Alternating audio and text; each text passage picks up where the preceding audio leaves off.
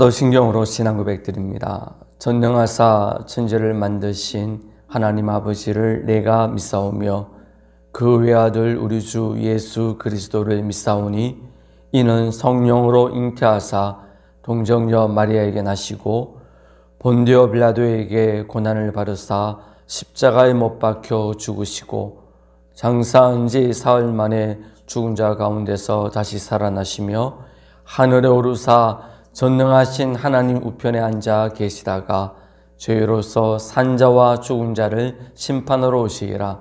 성령을 믿사오며 거룩한 공예와 성도와 소교통하는 것과 죄를 사하여 주시는 것과 몸이 다시 사는 것과 영원히 사는 것을 믿사옵나이다. 아멘.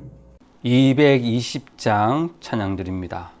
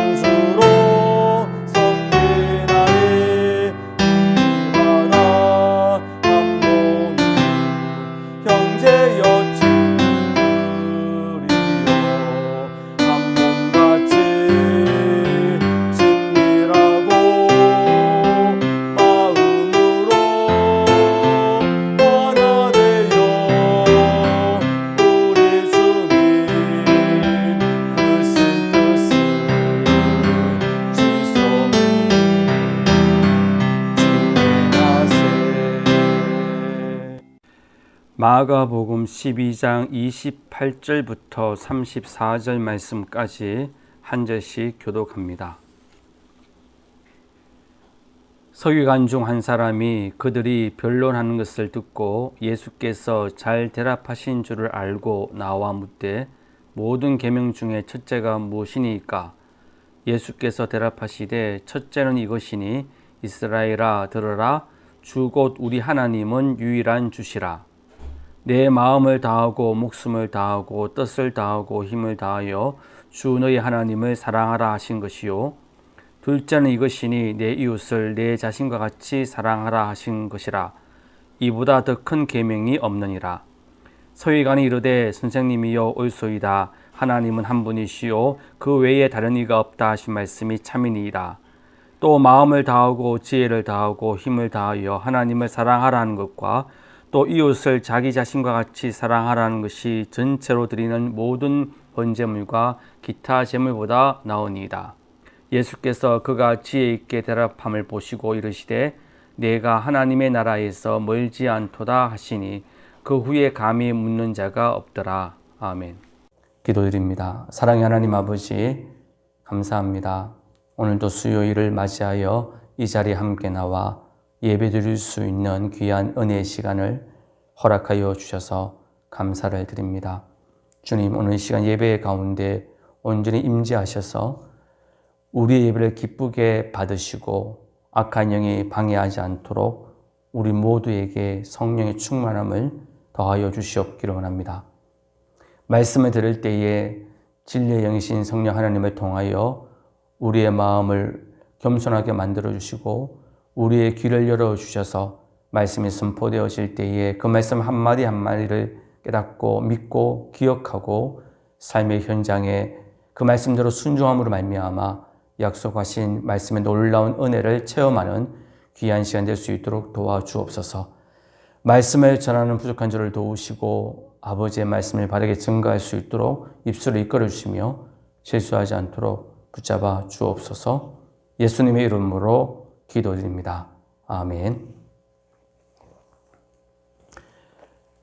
사내들인 공회원들이 예수님을 책잡기 위해서 예수님을 올무에 가두어서 해치기 위해서 먼저 두 가지 질문을 했습니다. 하나는 세금 이야기를 했고 또 하나는 부활에 대한 이야기를 했습니다. 그런데 이 두 가지 질문에 대해서 예수님이 지혜롭게 대답을 하셨지요. 그 자리에 있었던 한 서기관이 예수님이 그 어려운 질문에 대해서 지혜롭게 대답하시는 것을 보고는 오늘 한 서기관이 이런 질문을 하는 것을 봅니다. 28절 말씀을 우리 함께 다시 한번 읽겠습니다.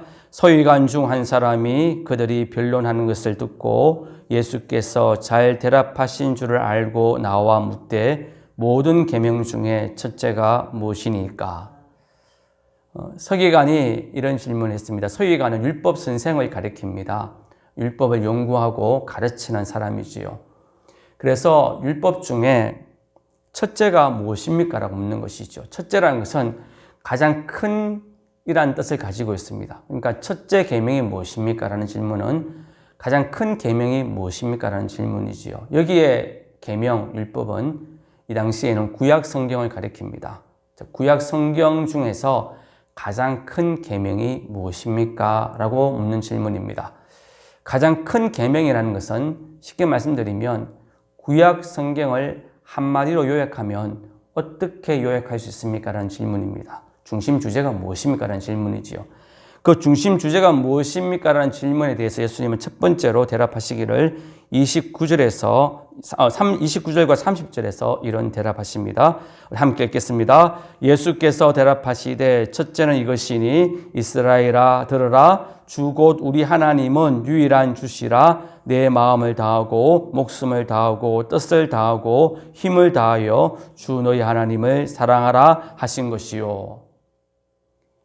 그러니까 주님께서 구약의 요점이 무엇입니까? 구약의 중심 주제가 무엇입니까?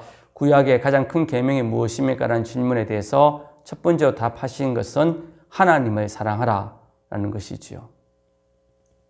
그런데 하나님을 사랑하라라는 이 말의 구체적인 행위가 무엇이냐면 요한 1서 5장 3절 말씀에 따르면 하나님을 사랑한다는 것은 하나님께 순종하는 것을 의미합니다. 요한 1서 5장 3절 말씀을 제가 읽어드립니다. 하나님을 사랑하는 것은 이것이니 우리가 그의 계명들을 지키는 것이라. 그의 계명들은 무거운 것이 아니로다. 하나님을 사랑한다는 것 참 이게 좀 추상적이잖아요. 하나님을 사랑한다, 사랑한다. 우리가 많이 고백하는 내용이지요. 기도 드릴 때도 고백하고 찬양 드릴 때도 고백하는 내용이 하나님을 사랑합니다, 사랑합니다라고 고백을 하는데 구체적으로 어떻게 하는 것이 하나님을 사랑하는 것인가? 라는 그 질문에 대해서 요한일서 5장 3절은 말씀하기를 하나님의 계명을 지키는 것이 하나님을 사랑하는 것이다. 그렇게 분명하게 말씀해 주고 있는 겁니다. 그러므로 율법의 최고의 계명이 무엇입니까? 라는 이 질문에 대해서 예수께서 말씀하기를 하나님을 사랑하는 것이다 라고 말씀하셨는데 이걸 요한 1서 5장 3절 말씀으로 바꾸어서 우리가 읽으면 율법의 최고의 계명은 하나님 말씀에 순종하는 것이다. 이렇게 바꾸어서 우리는 이해할 수가 있는 것이죠. 즉 율법의 중심 주제가 무엇입니까? 구약의 중심 주제가 무엇입니까? 라는 이 질문에 하나님을 사랑하는 것이다. 이건 곧 하나님께 순종하는 것이다. 이것이 구약 율법의, 즉 구약 말씀의 중심 내용이라는 것이죠. 실제로 그렇습니다. 모세가 기록한 모세오경의 중심 내용이 무엇입니까? 우리가 순종해야 될 하나님의 계명이 무엇인지를 소개해 주는 것이 모세오경이지요. 창세기, 출애굽기, 레위기, 민수기, 신명기까지 우리가 하나님께 순종해야 될 율법을 기록하는 것이 모세오경입니다. 그리고 이어서 나오는 역사서는 그 율법을 지킨 이스라엘 백성들의 모습과 율법서를 지키지 아니한 이스라엘 백성들의 삶이 어땠는지를 소개해 주는 것이 역사서 내용이지요. 그리고 이어 나오는 선지서는 또 중심 내용이 무엇이냐면 그 하나님 말씀대로 불순종한 이스라엘 백성들을 향한 하나님의 심판의 경고와 회개의 메시지가 선지서의 중심 내용이죠. 그러므로 율법, 즉 구약 말씀의 중심 내용은 하나님 말씀에 순종하라는 것이 중심 내용이고 그걸 다르게 말씀드리면 하나님을 사랑하라 이렇게 우리는 바꾸어서 말씀드릴 수가 있는 것입니다. 이처럼 하나님 말씀에 복종하는 것이 하나님을 사랑하는 것입니다. 그러므로 우리가 입술로만 주여 주여 하는 것처럼 입술로만 하나님을 사랑합니다, 사랑합니다라고 고백하면서 실제적인 삶의 현장에서 우리가 하나님 말씀에 순종함이 없다면 그것은 하나님을 사랑하는 것이 아니다. 그렇게 말씀드릴 수가 있는 겁니다. 즉 우리가 하나님을 사랑한다고 말씀을 드리면서 내가 삶을 살아가는데 내 마음대로 내 고집대로 살아간다면 그것은 하나님 말씀을 사랑하는 것이 아니고 나를 사랑하는 것이 되는 것이지요. 우리가 입술로는 하나님을 사랑한다라고 고백하면서 삶의 현장에 물질 때문에 하나님의 말씀에 불순종하고 또 하나님의 말씀에 어긋난 죄악을 범한다면 우리는 하나님을 사랑하는 것이 아니라 돈을 사랑하는 것이 되는 것이고 우리가 우리의 자녀나 우리의 가족 때문에 주의 말씀에 불순종한다면 우리는 하나님을 사랑하는 게 아니라 우리의 자녀들, 우리의 가족들을 더 사랑하는 것이 되어지는 것이지요. 이처럼 하나님 외에 더 사랑하는 것을 다른 말로 하면 그게 바로 우상 숭배가 되어지는 겁니다. 그러므로 사랑하는 성도 여러분, 우리가 하나님을 사랑한다는 이 고백에는 단순히 입술로만 주님을 사랑합니다라는 고백만 있는 게 아니고 실제적으로 우리의 삶의 현장에서 하나님의 말씀대로 순종하는 삶을 살아가야 된다. 이것이 구약의 중심 주제임을 깨닫고 살아가는 저와 여러분 되어지기를 소망합니다. 그러면 구체적으로 하나님을 어떻게 순종해야 되고 하나님을 어떻게 사랑해야 되느냐 그 말씀을 오늘 예수님은 30절에서 이렇게 말씀합니다. 30절 말씀을 다시 한번 읽겠습니다. 내 마음을 다하고 목숨을 다하고 뜻을 다하고 힘을 다하여 주 너희 하나님을 사랑하라 하신 것이요. 즉 하나님을 사랑하긴 사랑하는데 어떻게 사랑하라고 말씀하고 있냐면 먼저 마음을 다해서 사랑해라. 너의 마음을 다해서 하나님을 사랑해라. 마음을 다한다는 것은 너의 온 마음으로 사랑하라는 말씀이죠. 마음으로 사랑한다는 것은 마음은 감정을 의미합니다. 즉 하나님을 사랑함에 있어서 억지로 하기 싫은데 그런 상황에서 하나님을 사랑하고 하나님의 말씀에 순종하라는 의미가 아니고 온 마음으로 하나님을 사랑하고 온 마음으로 하나님께 복종하라는 것은 자원하는 마음으로, 기쁜 마음으로 하나님을 사랑하고 자원하는 마음으로 하나님께 복종하라는 말씀입니다. 즉 하나님께 복종하지 아니하면 하나님이 나를 벌 내릴 수 있을 거야. 그게 걱정되어서 두려워서 진짜 하기 싫은데 억지로 끌려가듯이 하나님께 복종하고 하나님 말씀에 순종하는 것은 마음으로 하나님을 사랑하고 마음으로 하나님을 섬기는 것이 아니라는 것이지요. 마치 소나 말이 주인이 이끄는 대로 가기 싫어서 버티잖아요. 버티는데 이 소와 말이 아무리 버텨도 주인이 이끄는 데 갈 수밖에 없잖아요. 왜 그렇습니까? 코에 끼어있기 때문에 안 가면 아프니까 끌려가는 거예요. 말은 가기 싫지만, 소는 가기 싫지만 안 가면 아프니까 끌려가는 거예요.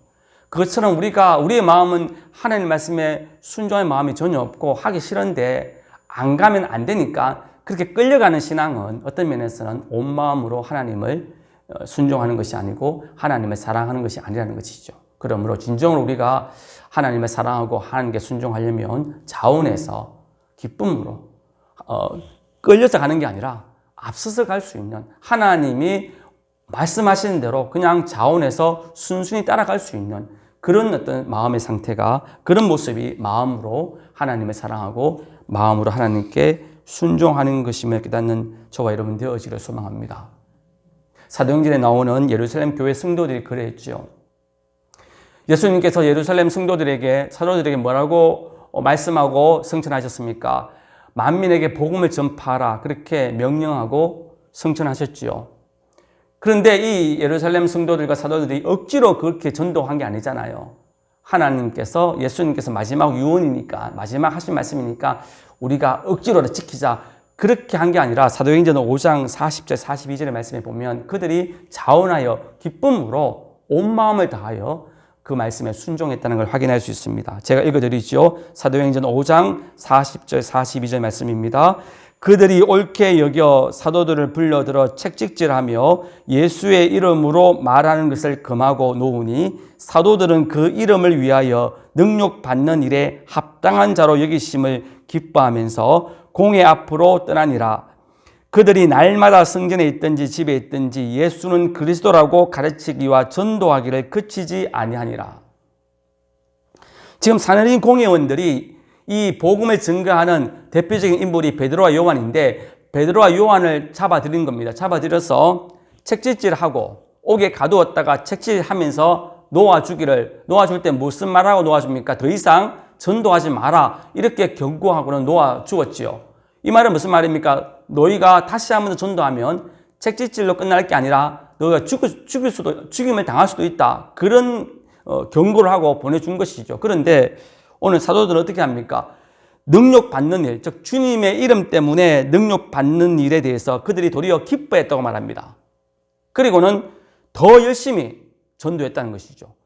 분명히 사내린 공회원은 전도하지 마라, 그렇게 경고했는데 전도하는 걸 그치지 않고 성전에 있든지 집에 있든지 매일매일 그들이 전도했다고 말하고 있는 겁니다. 이것이 바로 온 마음으로 하나님께 복종하는 거예요. 온 마음으로 하나님을 사랑하는 모습이라는 겁니다. 즉 하나님 말씀에 대하여 억지로 하는 게 아니라 핍박이 있어도 기뻐하면서 자원해서 하는 마음, 이것이 우리들의 마음이 되어지기를 소망합니다. 두 번째로 목숨을 다하여라는 이 말씀의 의미가 무엇인지 한번 살펴보려고 합니다. 목숨을 다하여 하나님께 순종하고 하나님을 사랑하라, 이렇게 말씀하셨는데요. 목숨은 생명을 의미합니다. 생명을 다해 하나님께 복종해라, 생명을 다해 하나님을 사랑하라는 것은 죽을 힘을 다해 사랑하고 죽을 힘을 다해 복종하라는 것이죠. 여러분, 죽을 힘을 다해 무엇을 하락하면 어떤 의미가 있습니까?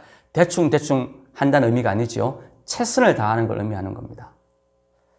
우리가 하나님을 사랑함에 있어서 기쁨으로 자원하여 사랑하면서 동시에 어떤 자세로 사랑해야 되냐면 최선을 다하여 사랑하라는 것입니다. 최선을 다하여 주의 말씀에 순종하라는 겁니다. 대충 할 게 아니라 정말로 죽을 힘을 다해서 최선을 다해 하나님을 사랑하고 하나님 말씀에 순종하는 삶을 살아가야 됨을 의미하는 것이고, 또 하나가 무엇이냐면 죽기를 각오하고 아무리 힘들고 어려워도, 아무리 박해가 심해도 그걸 멈추지 말고 끝까지 인내하면서 하나님께 복종하고 하나님을 사랑하라는 말씀의 의미가 본문의 말씀에 목숨을 다하여 하나님을 사랑하고 하나님께 복종하라는 말씀의 의미입니다. 앞서 제가 말씀드리는 그 사내린 공회원의 엄중한 경고함에도 불구하고 베드로와 요한을 포함한 예루살렘 성도들이 날마다 복음을 전도한 것이 바로 그런 모습이죠. 바로 목숨을 걸고 아무리 핍박이 있어도 끝까지 포기하지 않고 최선을 다하여 주의 말씀에 순종해서 전도하는 그런 모습이 바로 오늘 본문의 목숨을 다하여 하나님을 섬기라는 말씀의 의미인 겁니다. 사도 바울도 동일하게 그런 고백했습니다. 사도행전 20장 24절에 이런 고백했습니다. 내가 달려갈 길과 주 예수께 받은 사명 곧 하나님의 은혜의 복음을 증언하는 일을 마치려 하면은 나의 생명조차 조금도 귀한 것으로 여기지 아니하노라. 나의 생명조차 조금도 귀한 것으로 여기지 아니하노라. 이게 바로 목숨을 다하여 하나님을 사랑하는 것이고 그리고 하나님께 순종하는 모습이죠. 나에게 주어진 사명, 하나님 말씀에 순종함에서 나의 목숨도 아까워하지 않겠다. 사랑하는 성도 여러분, 우리들의 고백이 되어지기를 원합니다. 힘들고 어렵습니다. 이 땅에서 하나님의 말씀대로 살아간다는 게 결코 쉽지 않습니다. 이 땅에서 하나님을 사랑한다는 거 결코 쉽지 않습니다. 그러나 목숨을 다하여 하나님을 사랑하고 하나님께 순종하는 하나님의 백성 되어지기를 소망합니다. 그런 자에게 하나님은 놀라운 은혜를 내려주시기 때문이지요. 그러므로 오늘 본문의 말씀을 마음에 새기시고 이제는 목숨을 다하여 하나님을 사랑하듯 하나님께 순종하듯 최선을 다해서 주의 말씀에 순종하고 아무리 힘들고 어려워도 끝까지 하나님 말씀대로 살아가는 그런 저와 여러분 되어지기를 소망합니다. 그리고 또 오늘 이어서 보면 또 오늘 말씀에서 뭐라고 또 말씀하고 있냐면 본문 말씀을 뜻을 다하여 하나님을 사랑하라 그렇게 말씀하고 있는 것을 볼 수 있습니다. 뜻을 다하여 하나님을 사랑한다는 이 의미는 뜻은 지혜를 가리킵니다. 판단력을 가리킵니다. 즉 우리가 자원하여 기쁨으로 하나님을 사랑하고 하나님께 순종할 수 있습니다. 그리고 목숨을 다하여 죽을 힘을 다해서 최선을 다해서 아무리 환난과 핍박이 있다 할지라도 정말 포기하지 않고 목숨을 걸고 끝까지 충성하는 게 대단히 중요하죠. 그런데 여기에 또 한 가지 더 중요한 게 있다는 겁니다. 우리가 아무리 힘써서 목숨 걸고 끝까지 충성하고 최선을 다하여 충성하고 복종해도 그리고 기쁨으로 자원하여 복종해도 한 가지 빠뜨리지 말아야 될 게 뭐냐 하면 하나님의 뜻을 따라서 복종해야 된다는 겁니다. 하나님이 원하시는 것을 온전히 깨닫고 하나님의 말씀대로 순종하고 사랑해야 그것이 하나님의 기쁨이 되어진다는 것이죠. 그게 뭐냐 하면 뜻을 다하여, 지혜를 다하여. 쉽게 말씀드리면 우리가 주님께 복종하고 순종하기 전에 하나님이 원하시는 게 뭘까? 하나님의 뜻이 뭘까를 먼저 확인하는 작업을 가져야 된다는 말씀입니다. 즉 지혜를 통하여서 말씀을 묵상하고 말씀을 연구해서 하나님께서 이런 말씀 하셨구나. 나에게 또 우리에게 이렇게 하라고 말씀하셨구나. 하나님이 원하시는 것이 이것이구나. 이걸 제대로 깨닫고 우리가 하나님이 원하시는 대로 하나님의 뜻대로 우리가 순종하고 또 최선을 다하고 목숨을 다하여 순종할 때 그것이 하나님께 기쁨이 되어진다. 그렇게 말씀을 하고 있습니다. 야고보서 7장 7절 9절 말씀을 읽어드리면 사람의 계명으로 교훈을 삼아 가르치니 마가복음 7장 7절 9절입니다. 사람의 계명으로 교훈을 삼아 가르치니 나를 헛되이 경배하는도다 하였느니라. 누구에게 하신 말씀이냐면 바리새인들에게 예수님이 하신 말씀인데 바리새인들이 보면 진짜로 자기 나름대로는 하나님께 순종한다고 생각했던 사람들입니다. 그들은 11조를 철저하게 지켰습니다. 11조를 하나님이 하라 하셨으니까 그들은 하나님 말씀에 순종해서 열심히 11조를 드렸습니다. 그리고 안식일도 철저히 지켰습니다. 그리고 금식도 일주일에 2번씩 했습니다. 대단한 순종이죠. 그런데 그들의 순종에 대해서 예수님이 평가하시기를 마가복음 7장 7절 말씀에 보면 사람의 계명으로 교훈 삼아 가르치니 나를 헛되이 경배한다. 너희들의 그 순종이 하나님의 말씀에 순종하는 게 아니라 사람의 계명에 순종하는 것이다. 이렇게 평가를 하고 있는 것이죠. 이어서 8절 9절에 보면 너희가 하나님의 계명을 버리고 사람의 전통을 지키느니라 또 이르시되 너희가 너희 전통을 지키려고 하나님의 계명을 저버렸다 이런 말씀합니다. 심지어 이들은 하나님께 순종한다 생각했는데 사람의 계명을 지키기 위해서 하나님의 계명조차 저버리는 어리석은 일을 해버렸다는 것이죠. 그러면서 예를 들기를 고르반이라는 제도를 예를 듭니다. 예수님이 고르반이라는 전통이 있었는데 이거는 하나님께 모든 걸 바쳤다고 고백하는 겁니다. 그러면 부모님에 대해서 물질적으로 안 도와줘도 된다는 거예요. 그런데 성경에서 분명히 부모를 공경하라, 섬겨라 그런 말씀이 있는데 고르반이라는 사람이 만든 계명을 지키기 위해서 하나님의 계명을 어긴 것이 고르반 제도라는 거예요. 즉, 이 바리새인들은 나름은 정말 누구보다도 철저하게 말씀대로 산다고 자부했던 사람들이고 하나님께 순종한다고 자부했던 사람이에요. 그런데 예수님 보기에는 그들은 하나님의 계명이 아니고 사람의 계명을 따라서 하나님을 따르고 순종했다고 평가하고 있는 겁니다. 사랑하는 성도들, 우리들도 그렇게 되어줄 수 있다는 거예요. 특별히 열심히 있는 사람들 중에 이런 실수를 할 경우가 많다는 겁니다. 정말 열정적으로 일을 합니다. 남들이 하지 않은 일도 힘써서 일을 합니다. 시간을 들이고 물질을 들여서 정말 열심히 죽을 각오하며 목숨을 다하여 열심히 섬깁니다. 그것도 억지로 하는 게 아니라 자원하여 기쁨으로 열심히 섬기는데 문제는 뭐냐 하면 하나님의 뜻을 온전히 깨닫고 말씀을 붙잡고 열심히 섬겨야 되는데 문제는 자기가 세운 기준에 따라서 자기 생각에 따라서 이렇게 하면 하나님이 좋아하실 거야. 이렇게 하면 하나님이 원하실 거야. 자기가 만들어 놓은 기준에 따라서 자기가 만들어 놓은 규율에 따라서 하나님을 열심히 섬기는 바리새인 같은 잘못을 범할 수가 있다는 거예요. 그러면 그것은 우리의 모든 노력과 애씀이 순종이 결국은 헛되게 되어진다는 것을 분명히 깨닫고 살아가는 저와 여러분 되어질 소망합니다. 그래서 우리가 우리의 수고와 우리의 순종이 헛되지 않기 위해서는 반드시 뜻을 다하여 지혜를 통하여 하나님의 뜻을 온전히 깨닫고 그 뜻에 그 계명에 그 말씀에 순종하는 그 말씀대로 순종하는 저와 여러분 되어져야 했다는 겁니다. 실제로 하나님은 아무리 하나님께 열심히 일을 한다 할지라도 그것이 하나님의 말씀대로 일하지 아니하면 대단히 싫어하신다는 장면이 어디서 나오냐면 레위기 10장 1절 2절 말씀에서 우리는 발견할 수 있습니다. 레위기 10장 1절 2절 말씀에는 아론의 두 아들인 나답과 아비후라는 제사장이 나오는데 이 두 아들이 하나님께 매일매일 분향하는 즉 향을 태우는 그런 제사를 그들이 드려야 됩니다. 그 일을 맡은 사람인데 그래서 매일매일 하나님께 향을 태워서 분향하는 그런 제사를 드렸는데 한날은 이들이 하나님이 말씀하지 않는 불을 가지고 향을 태워 드린 거예요. 그 결과 어떻게 되었냐면 레위기 10장 1절 2절 말씀을 제가 읽어드립니다. 아론의 아들 나답과 아비후가 각기 향로를 가져다가 여호와께서 명령하시지 아니하신 다른 불을 담아 여호와 앞에 분향하였더니 불이 여호와 앞에서 나와 그들을 삼킴에 그들이 여호와 앞에서 죽은지라. 여러분, 이들이 자신들에게 주어진 명령대로 매일매일 분향을 드렸습니다. 이들이 분향을 안 드리고 다른 일 하다가 하나님께 진노받아서 죽었으면 이해되겠는데 이들은 정해진 때에 하나님께 분향을 드렸습니다. 그런데 문제는 뭡니까? 하나님이 말씀하지 아니한 불을 드린 거예요.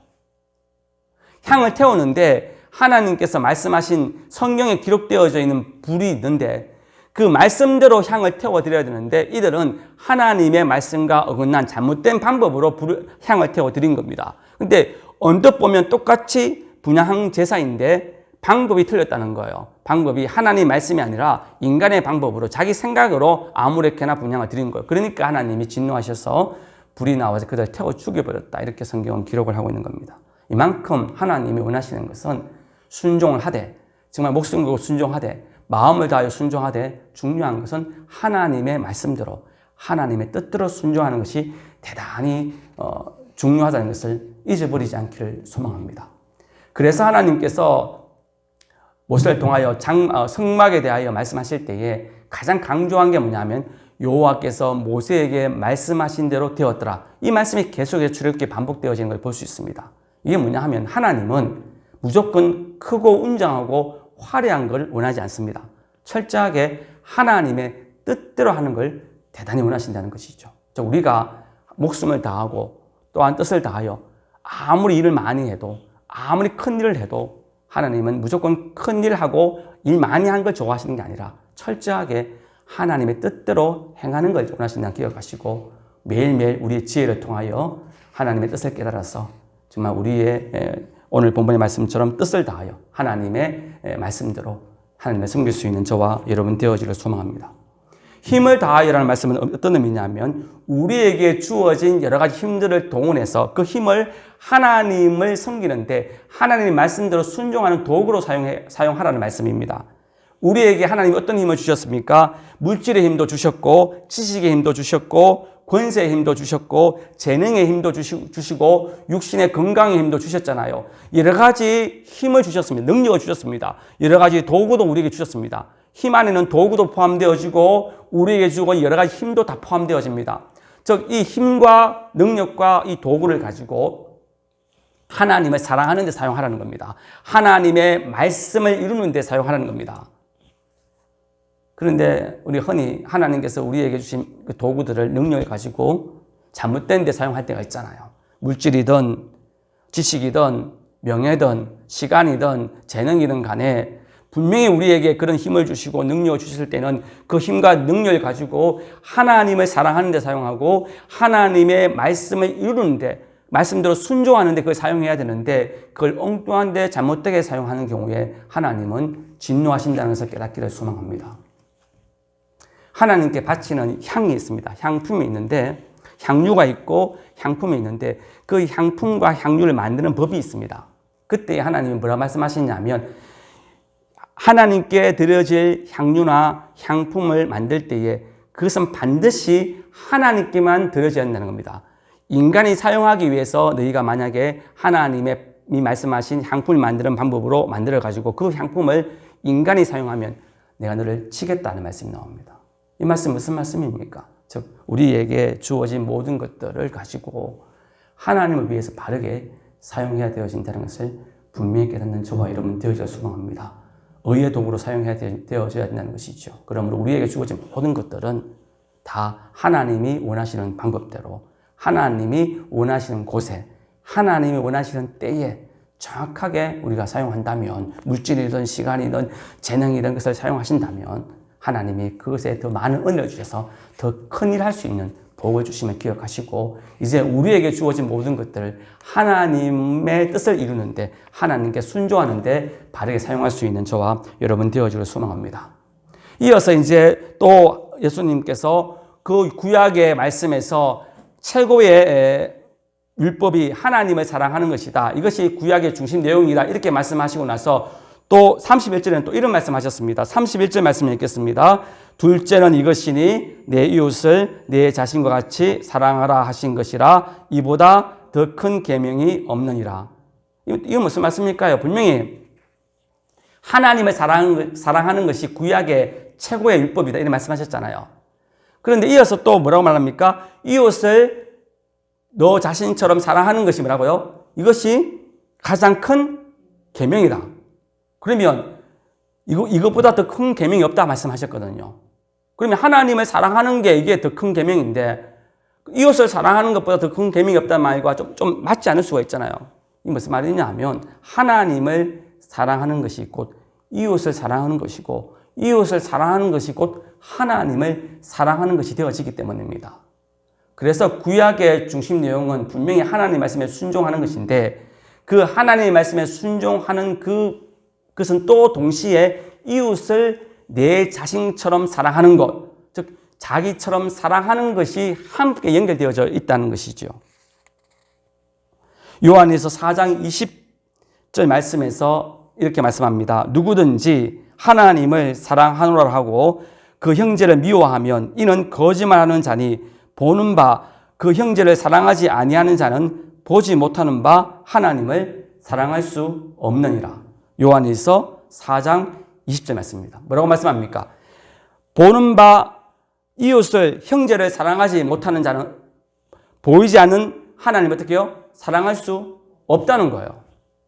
그래서 이웃을 사랑하라는 이 말씀과 하나님을 사랑하는 말씀과는 같은 말씀, 연결되어지는 말씀이라 볼 수 있는 겁니다. 마치 동전의 양면과 같다는 거예요.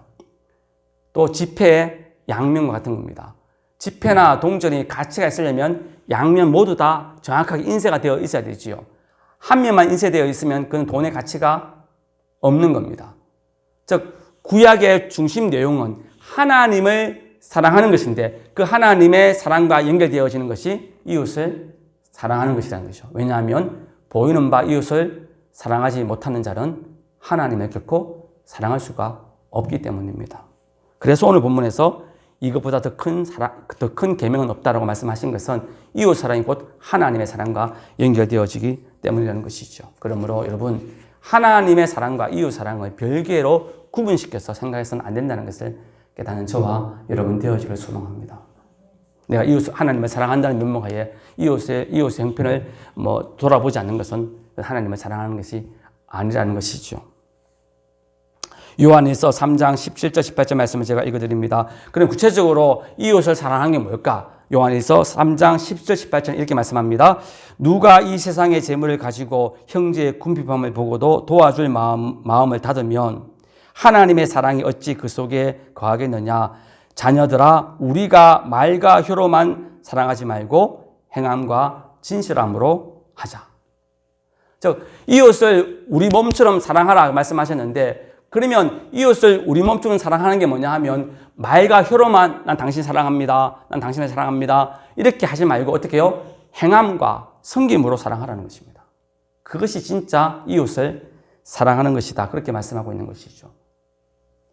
그 예를 들어서 궁핍한 가난한 형제가 있는데 그 형제에게 실제로 그 형제를 사랑하는 게 무엇입니까? 그 가난한 형제에게 필요한 것을 주는 것이 진짜 사랑하는 것이잖아요. 그걸 안 주면서 당신 사랑합니다. 당신 사랑합니다 하는 것은 진실된 사랑이 아니라는 것입니다. 그것이 요한일서 3장 17절 18절 말씀이죠. 그러므로 이웃을 사랑하라는 말씀은 구체적으로 이웃에 필요한 것들을 공급해주고 섬기라는 것이 포함되어 있음을 기억할 수 있는 저와 여러분 되어주기를 소망합니다. 이웃에게 헌신하는 것, 이웃에게 베풀어 주는 것, 이것이 바로 진짜 이웃을 사랑하는 것이죠. 이 대표적으로 이웃을 대하여 헌신하고 베풀고 나눔의 사역을 감당했던 분이 바로 예수님이시지요. 예수님이 어떤 일을 하셨습니까? 이 땅에 오셔서 그분의 모든 하는 일이 바로 우리가 어떻게 이웃을 사랑해야 되는지를 모범적으로 보여주는 삶을 사셨지요. 그분은 그분의 능력으로 자기 자신을 사용하지 않고 철저하게 굶주린 자, 병든 자를 고치고 그래서 주는 일에 그분의 능력을 사용하셨지요.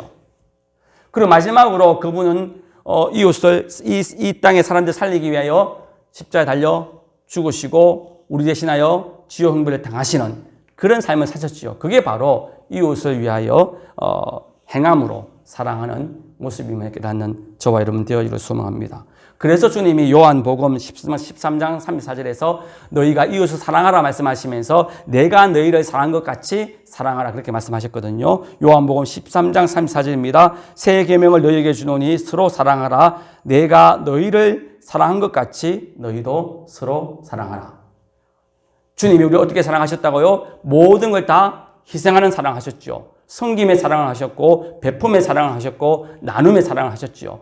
말로만 사랑한다 말씀하지 아니하시고 우리를 위하여 능력을 다 베풀어 주셨고 심지어 당신의 목숨까지 우리를 위하여 희생하셨고 우리 대신하여 지옥 형벌 당하시는 그러한 진정한 사랑의 모습이 예수님의 사랑이신데 그것처럼 너희도 서로 사랑하라 그렇게 말씀하고 있기 때문에 이웃에 대해서 우리는 진정으로 말만 사랑할 게 아니라 이제 나눔과 베품과 희생과 섬김의 사랑을 할 수 있는 헌신의 사랑을 할 수 있는 저와 여러분 되어지기를 소망합니다. 그러면 어떻게 이웃에 대하여 헌신하고 베풀라고 말씀합니까? 다시 한 번 더 31절 말씀 읽겠습니다. 둘째는 이것이니 내 이웃을 내 자신과 같이 사랑하라 하신 것이라 이보다 더 큰 계명이 없느니라. 어떻게 해요? 너 자신처럼 사랑하라. 여러분 인간은 타락한 인간의 특징 중에 하나가 무엇이냐면 자기 사랑입니다.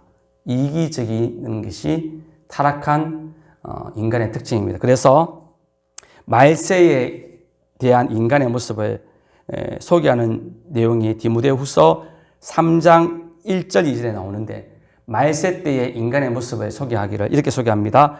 너는 이것을 알라. 말세에 고통하는 때가 이르니 사람들이 자기를 사랑하며 돈을 사랑하며 자랑하며 교만하며 비방하며 부모를 거역하며 감사하지 아니하며 거룩하지 아니하며.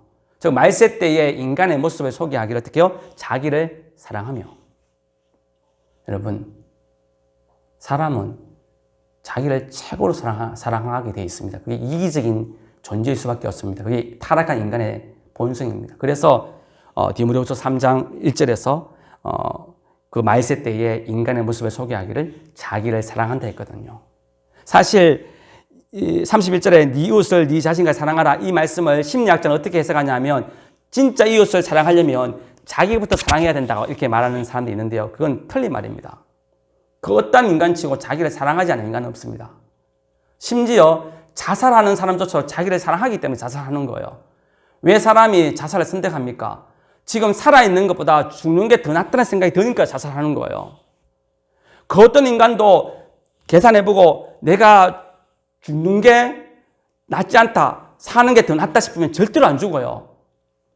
근데 죽음을 선택하는 이유가 뭐냐면 너무너무 괴로우니까 이럴 바에야 죽으면 좀 낫겠지, 이런 생각이 딱 드니까 사람들이 자살 선택하는 거예요.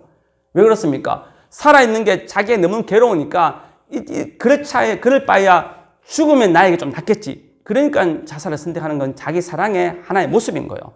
자기를 사랑하지 않기 때문에 자살을 선택하는 게 아니라 자기를 너무너무 사랑하기 때문에 극단적인 자살까지 선택하는 게 인간의 모습인 거예요. 그렇기 때문에 여러분, 자기를 사랑해야 다른 사람을 사랑할 수 있다는 말은 사실은 그건 잘못된 말이에요. 인간은 처음부터 자기를 최고로 사랑하게 돼 있어요. 그건 타락한 인간의 본성이기 때문이죠. 그러면 주님이 뭐라고 말씀합니까? 너가 지금 이기적으로 자기를 사랑하는데 자기 사랑한 만큼 어떻게 해요? 이웃을 사랑하는 말은 어떤 말일까요? 인간은 자기를 사랑하기 때문에 가장 자기를 최우선순위에 두죠. 모르는 일에 대해서. 그것처럼 그러면 이웃을 자기처럼 사랑하는 말은 뭡니까? 이웃을 최고의 우선순위에 두라는 겁니다. 이기적인 인간은 또 자기에게 최고의 것을 다 주려고 합니다. 그러면 이 말은 이웃에게 적용하면 최고의 것을 이웃에게 주라는 말이죠. 또 인간은 가장 자기 이익을 가장 먼저 찾고 자기를 희생하면서 이웃을 희생하면서 자기 이익을 챙기는 게 인간이잖아요. 이기적인 인간의 특징은 자기 이익을 위해서는 기꺼이 이웃도 희생시켜버리잖아요. 그게 세상의 모습이잖아요. 그러면 자기를 사랑하든 이웃을 사랑하는 말은 어떤 말입니까? 자기를 희생하면서까지 이웃의 이익을 위해서 힘쓰라는 거예요. 그게 바로 자기를 사랑한 것처럼 이웃을 사랑하라는 말씀의 의미라는 깨닫는 저와 여러분 되어기를 소망합니다. 이기적인 인간은 자기를 최우선순위에 두고 자기에게 최고의 것을 주고 그리고 자기를 위해서 다른 사람을 희생하는 게 이기적인 인간인데, 거꾸로 너를 사랑하는 것처럼 이웃을 사랑하는 말은 이제 이웃을 가장 최우선순위에 두고 이웃에게 최고의 것을 주고 그리고 이웃을 위해서 너 자신을 희생하라는 말씀이 오늘 본문에 네 이웃을 네 자신같이 사랑하는 말씀의 의미를 깨닫고 살아가는 저와 여러분 되어기를 소망합니다. 주님이 그런 삶을 사셨잖아요. 주님이 우리에게 최고의 것을 주셨죠. 최고의 것을. 주님이 모든 삶의 우선순위를 우리 인간에게 주셨습니다. 그분은 자신이 쉴 수 있는 시간도 포기하고 식사할 시간도 포기해버렸어요. 누구 때문에요? 사람들 때문에.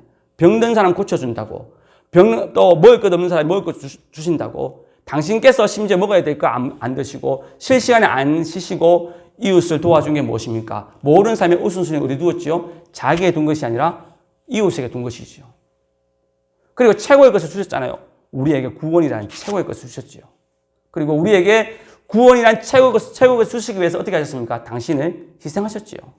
그게 자기 자신을 사랑한 것처럼 이웃을 사랑하는 말씀의 의미를 깨닫고 이제 우리 자신도 이제 나를 사랑하잖아요. 내가 이만큼 사랑하니까 이 사랑을 나에게 적용시키지 말고 이제 이웃에게 적용시켜서 이웃을 내 자신처럼 사랑하고 섬기며 도와주는 삶을 살아가는 저와 여러분 되어지기를 주님의 이름으로 축원드립니다. 기도드립니다. 사랑의 하나님 아버지 감사합니다. 말씀의 중심 계명이 하나님을 사랑하는 것임을 깨닫게 해주셔서 감사합니다. 이제 하나님의 말씀에 순종하는 것이 하나님을 사랑하는 것임을 온전히 깨닫고 마음을 다하여 목숨을 다하여 뜻을 다하여 힘을 다하여 하나님을 사랑하게 하옵시고 또한 이웃을 사랑하는 것이 곧 하나님을 사랑하는 것임을 깨달아서 이제 이웃을 내 자신처럼 사랑할 수 있도록 도와주시옵기를 원합니다. 이제 이전까지는 나를 우선순위에 두었다면 이제는 이웃을 우선순위에 두게 도와주시고, 나에게 최고의 것을 주었다면 이제는 이웃에게 최고의 것을 주는 삶을 살게 하옵시며, 이웃을 희생시키면서 나의 이익을 추구하였다면 이제는 나를 희생시켜 이웃의 이익을 추구할 수 있는 사랑의 마음을 우리들에게 허락해 주셔서 주님 오실 그날에 진정으로 참된 은혜와 복을 받는 그런 사람이 될 수 있도록 도와주옵소서. 예수님의 이름으로 기도드립니다. 아멘. 하늘에 계신 우리 아버지여, 이름이 거룩히 여김을 받으시오며 나라가 임하옵시며 뜻이 하늘에서 이룬 것 같이 땅에서도 이루어지이다. 오늘날 우리에게 일용할 양식을 주옵시고, 우리가 우리에게 죄 지은 자를 사하여 준 것 같이 우리 죄를 사하여 주옵시고, 우리를 시험에 들게 하지 마옵시고 다만 악에서 구하옵소서. 대개 나라와 근세와 영광이 아버지께 영원히 있사옵나이다. 아멘.